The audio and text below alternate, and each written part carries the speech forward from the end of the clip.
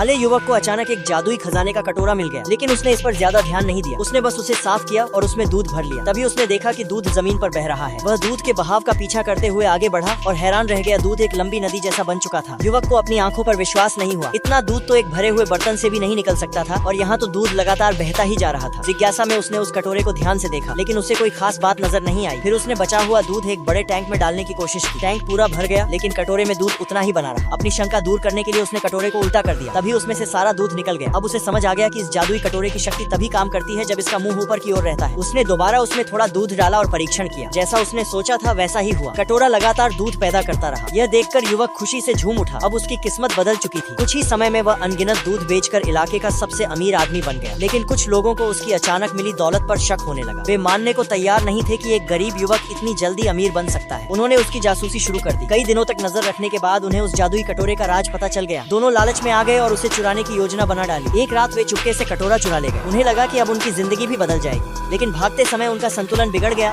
और जादुई कटोरा तेज बहती नदी में जा गिरा। उनका सपना टूट गया, कटोरा भी हाथ से गया और चोरी के आरोप में वे पकड़े भी गए।